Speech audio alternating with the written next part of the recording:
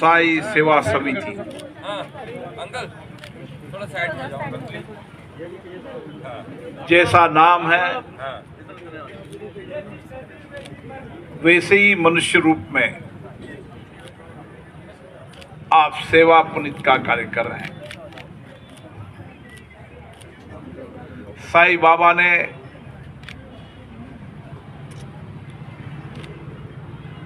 वंचित, गरीब, अनाथ, बेघर के लोगों के जीवन की सेवा करने का पुनीत कार्य किया।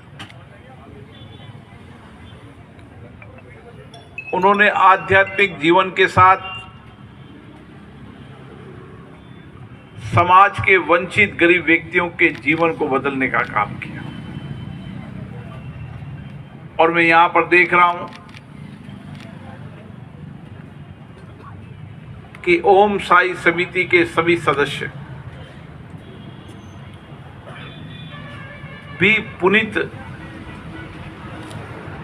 गरीब निर्धन की सेवा, उसके अभावों को दूर करना, उनकी कठिनाई चुनौतियों में सहायक बनकर उनकी सेवा करना, ऐसा पुण्य काम करने वाले सभी लोग जो प्रत्यक्ष रूप से कर रहे हैं, जो अप्रत्यक्ष रूप से दान देकर कर रहे हैं, मैं उन सबको प्रणाम करता हूं। मुझे याद है ये समिति ने एक नन्हा पौधा सा शुरू किया था,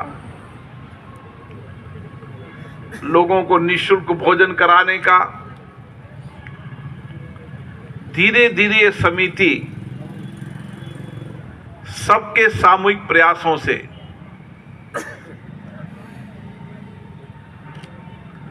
गरीब निर्धन लोगों की जिंदगियों को तो बेहतर कर ही रही है। जानते हैं कि हॉस्पिटल के अंदर कई तरह की चुनौतियां रहती है, कई तरह का संकट रहता है। कई बार मरीज के परिजन कोई नहीं होता, उसकी सेवा करने का काम भी ये करती है। और मरीज की सेवा तो हो सही, लेकिन मरीज के साथ उसके जो सहयोगी परिवार के लोग आते हैं, उनकी क्या क्या कठिनाइयां हैं, क्या क्या चुनौतियां हैं, उसका समाधान और उनकी सेवा करने का काम भी ये करती है। इसी तरीके से जब आप सब लोग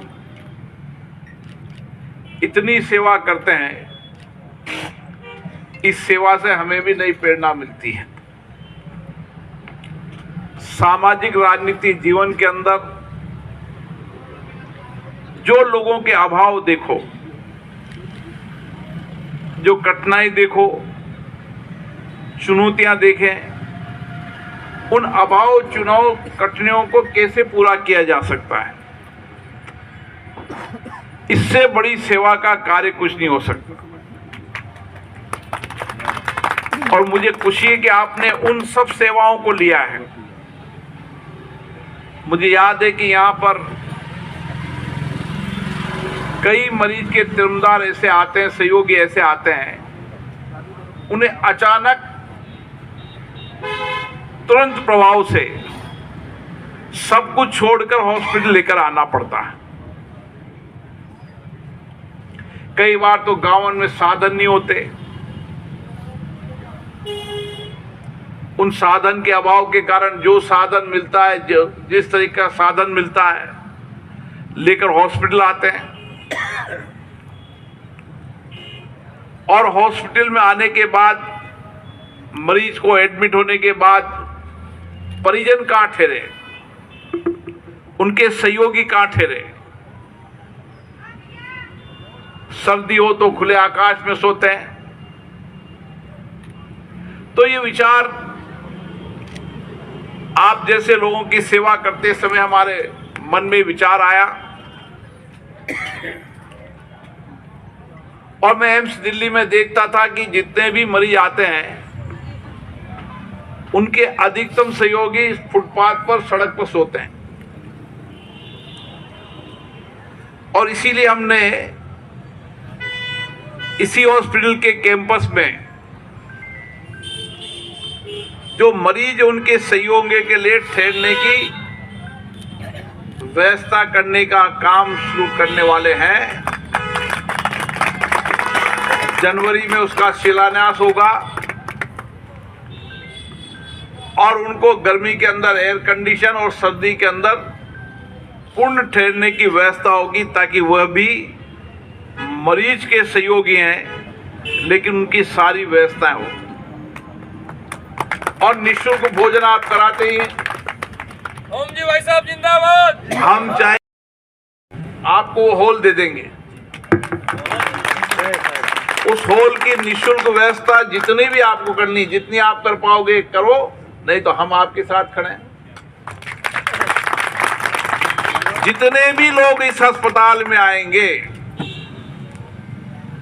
सारे हॉस्पिटल के सहयोगियों को इस समिति सेवा करेगी। मैं उनके साथ खड़ा हूं, धन की कोई कमी नहीं आएगी। ओम जी भाई साहब जिंदाबाद। जोरदार तालियों से अभिनंदन कीजिए, हिलाकर अभिनंदन कीजिए, हाथ हिलाकर अभिनंदन कीजिए। और उसके साथ कॉटेज और क्यूबिकल,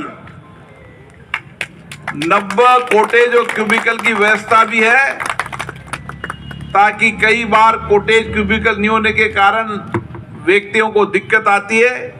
कॉटेज क्यूबिकल होने के बाद इस हॉस्पिटल के अंदर सारी व्यवस्थाएं हो जाएंगी। इसके साथ एक सेवा आपने की है, एक आपको रथ और दे देंगे। तो जो व्यक्ति की मृत्यु हो जाती है, उस मृत्यु होने के बाद उसको ससम्मान उसको घर तक निःशुल्क पहुंचाना, इसके लिए भी सेवा समिति को जो भी सहयोग होगा करेंगे, ताकि सेवा समिति सम्मान से उसको घर तक निःशुल्क पहुंचा ले। कई बार आपने देखा होगा टेम्पो लेना पड़ता है, ऑटो रिक्शा लेना पड़ता है, एम्बुलेंस का बहुत पैसा, एक तो व्यक्ति की मृत्यु होगी, धन नहीं उसको खर्च करने का। फिर आपने बहुत अच्छा किया कि कई बार 2 टाइम का उसका भोजन कराने का भी नहीं होता, क्योंकि चूल्हा नहीं जलता तो भोजन कैसे कराएंगे। ये भी आपने पुनीत का कार्य किया कि 2 दिन टाइम उनका भोजन करा दें।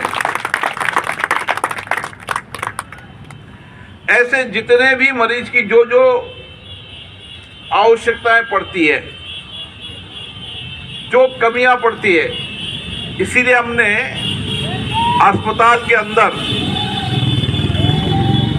जितने भी राहगीर आते हैं उनको एक कंबल, एक रजाई रात को दी जाती है, ताकि कोई ठंड में न सोए।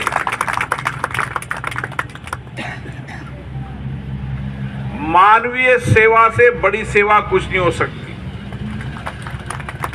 और मुझे खुशी है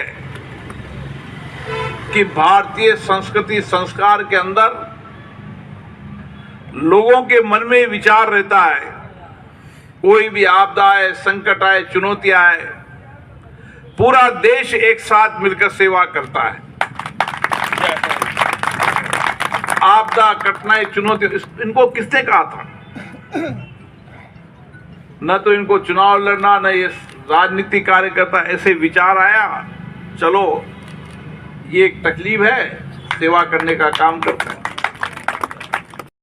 हो गया, इनको लगा कि 2 टाइम का कितनी छोटी बात पकड़ी, आप कम बात है क्या? अपन भी घर में चल जाए तो 2 टाइम का भोजन बनाने के लिए हलवाई वगैरह को करना पड़ता है। 2 टाइम का भोजन जिनके नहीं, 2 टाइम का भोजन करना, निःशुल्क शय को उसके गांव तक पहुंचाना।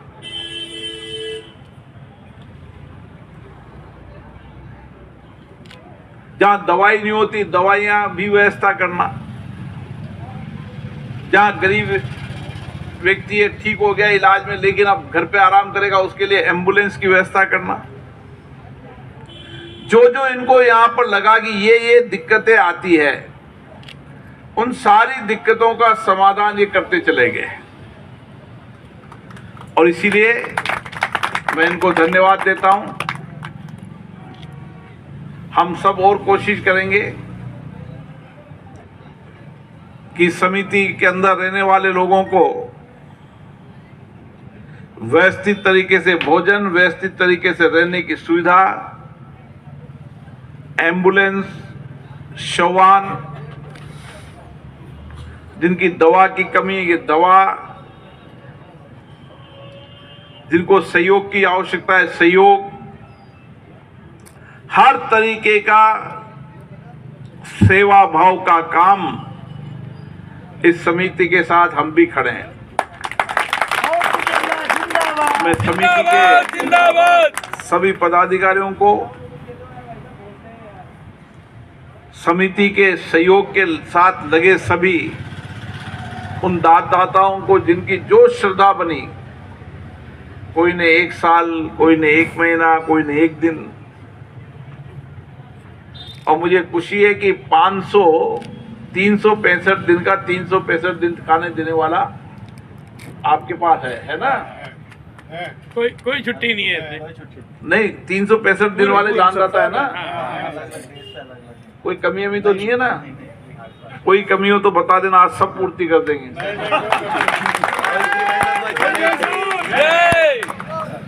आप सबको धन्यवाद। इस समिति के अध्यक्ष श्री प्रीतम टहलानी जी, विनोद मेवानी जी, गौरव जी, हमारे दानदाता और सेठ लक्ष्मण दास ने, जो कमी हो लक्ष्मण दास जी नैनानी के नाम लिखी।